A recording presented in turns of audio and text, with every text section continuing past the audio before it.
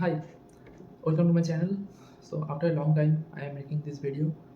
So hope all are good and all are doing well in the applications process. But like last few days, like I was like so busy because I just moved to USA from India for my PhD, and it has been 1 month. I have started my PhD, and I was not getting any time to make the video, but I really wanted to make.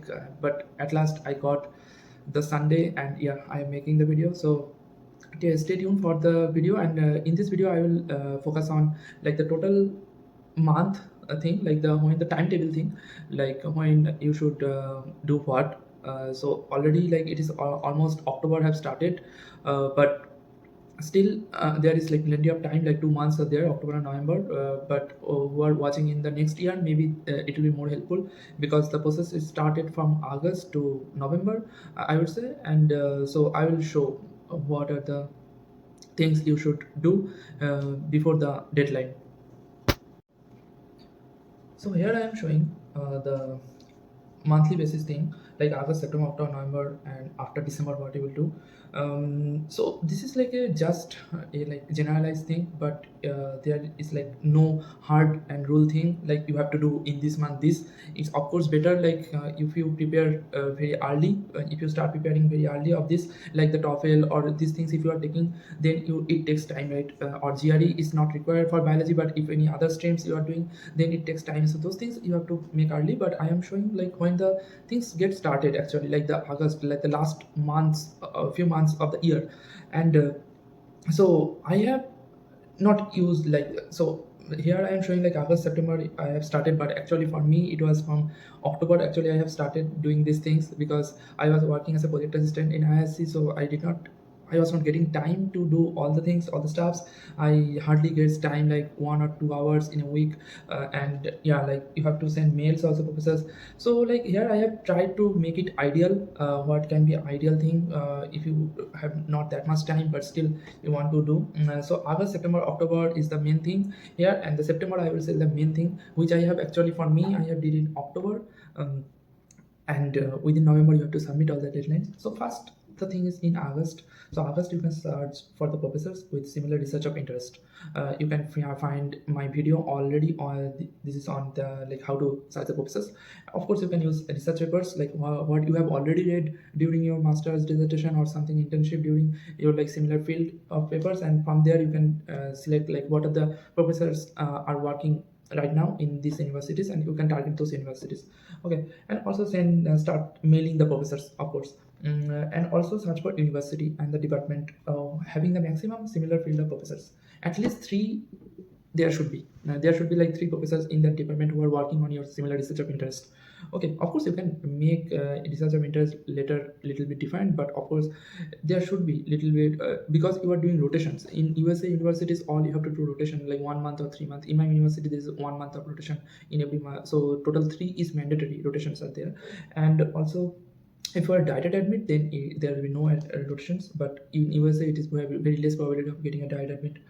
And so make the list of the universities like which you are like targeting, almost like 20 to 25 universities. So you can make power list before finalizing like 6 to 7 universities or something like that. And start mailing the professors. Also start writing the SOP, of course that is very important thing. Statement of purpose, you can make a generalized statement of purpose, but later you have to actually change according to the universities you are selecting. So it will be like SOP I will make a separate video, but still like for SOP every institutions have different guidelines. Okay, you have to check those. And also like if you don't have credit card, you can apply at this time, because for all the payments, international payments, you need the credit card or someone who have credit card, contact with them like friends or family. Okay, and then in September is like the most crucial thing I will say. Like the select, you have like according to the mail responses, like the positive or neutral responses you are getting from the professors, you need to select the universities. And from where you have getting like maximum responses, those universities will be better to apply. Okay, and also keep always like safe, little bit safe universities and little bit like high rank dream universities. Okay, safe means like it is not required to have like good responses, you know, like with my CV, with my profile, I can get into this university whether they are responding me or not. Okay, so that you keep in mind. And also, and this is like depending on everyone's profile is different. Someone have no such experience, someone have good research experience. So this is according to that, this thing will be different, like who for whom like the safe university rank is it is. Okay, and also like start checking the university eligibility criteria. When you have already selected like 6 or 7 universities, you have to check all the eligibility criteria. It is not like India or any other countries, like they have all unique universal criteria, same criteria. No.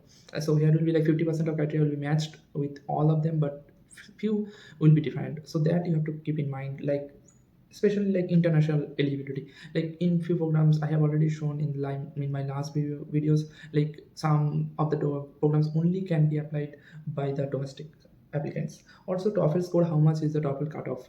So like within 120 how much is the cutoff, and also in the section wise how much is the cutoff. And also if there is any mention, like if you have already did your masters and BSc or undergrad in a English speaking country, or not need to be English speaking country, like if you have did your masters in an English language medium of instruction, then it's not required TOEFL. So if it is like that mentioned, so keep doing that thing, noting that things.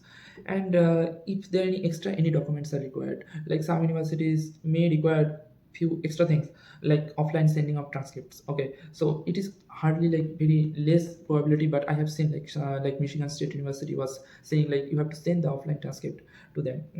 Most of the universities is like a PDF scan. Okay. And make the list of these eligibility criteria in a good manner. You should check all of them. Okay, and mail the admission committee for the fee waiver and the English test waiver. Okay, so if you are doing that in September, it's good, because many of the universities have like they can give like only 100 of the fast come fast serve basis. Okay, like first 100 applicants whoever is mailing us for fee waiver, like due to economic circumstances, so then we will give the fee waiver. Okay, so that you keep in mind and do those things very quickly as soon as you are selecting the universities.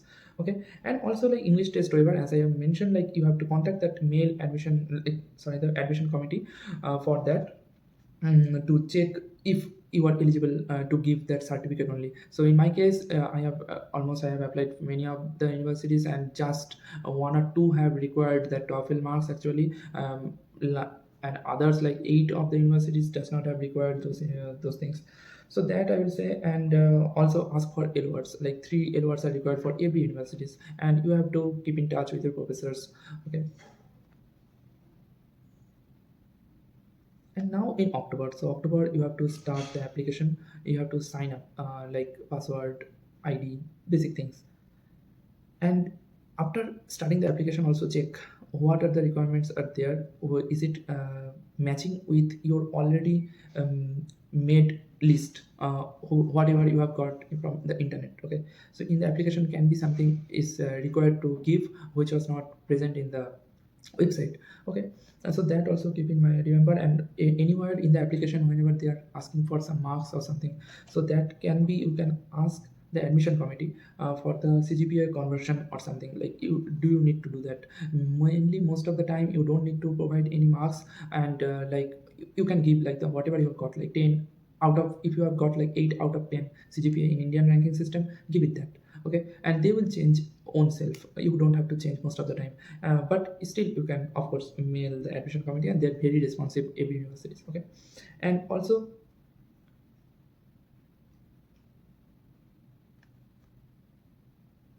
sometimes with the transcript only they can get your number, so don't need to worry about that. So request for LORs from the application. So this is very important. As soon as you are starting the application, start requesting the LORs, letter of recommendations, from the application. So what you will give, like just you will give the referees who are giving you LORs the email ID of them in the application portal, and you will request the submit. So the mail will go to the referees, and they will submit, and they will get the time, right? Oh, if you are sending on October, it's fine. You have like 1 month of deadline. So the LORs, and also check the deadline, how much is the time for submitting those LORs, that you have to keep in remember, because maybe they can forget about that. Okay, and check your SOP and CV, the final version, with experienced people. And who are the experienced people? Like the professors with whom you are working, or the lab members, or like senior lab members, or maybe the senior lab members cannot like no, because sometimes it's in Indian systems you don't know like the SOP how it good should be for the US PhD programs, but CV of course you can check with them.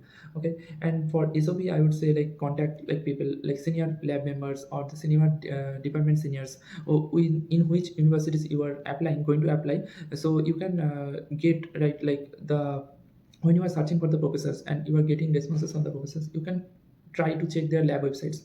And if you are finding some like the students who are from your that program which you are applying going to applying, so you can contact them by emailing, so email ID will be there in the website. Or if you want, you can also contact them by LinkedIn and also Twitter. So these things are there, like if you can contact with them, then you can maybe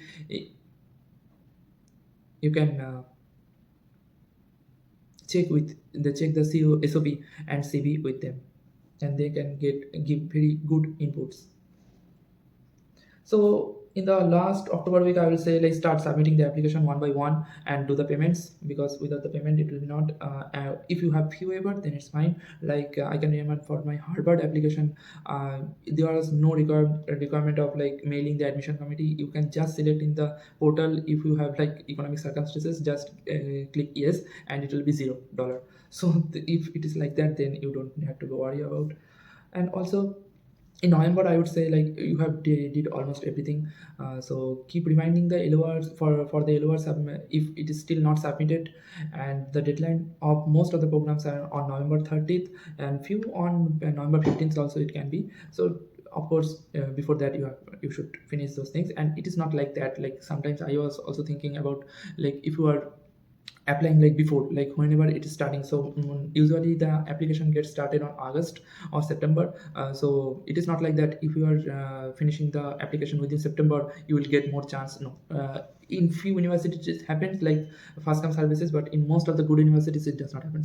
So they give the time. Okay, and after the finishing of like the December 1st, whenever the deadline is, then only they start the review process. Okay, and within like after the submission, when you are done, then you have to keep the patience. Yeah, it is hard to keep the patience, I know. Like you don't know like how they will react about your like application. You don't know anything, but still it's fine. Everyone goes through that. Okay, and you can start applying for European positions, because Europe, like in total throughout the year they gives positions, not like USA. So of course, and also in Canada also they have like the deadline is like January also. So you can still apply for those positions, Canada and USA, sorry, the Europe positions. And you will start receiving your interview calls in the last week of December, from the last week of December to January 3rd week. Also you can get responses from in February also. I have received that. And interview are mostly around January 3rd week. So before the Christmas, you will get all the most of the interview calls, if you are going to get the interview calls. Okay, and they will tell you when you want to select the when you want, like which date is preferable for you and which time is best to give for you. And if you have some faculty, if you want to give the interview with, so like that, those things you have to do in mail. And after that, in January 3rd week to February 2nd week, or throughout the February it can be the interviews. Also throughout the January also, I have also given one interview on January 1st week. So it is little bit varies, and you will start receiving the admission offer letters in February, from February. So that is there. And yes, so that's all I would say. And after offer letter I will make a separate video how to approach like all the things, how to do like visa, those things, etc, etc, etc. And for European positions I will make a different video like how to do the how to apply for that. But yeah, for now I would say the USA timeline of application is like this. You can maintain this. Yeah.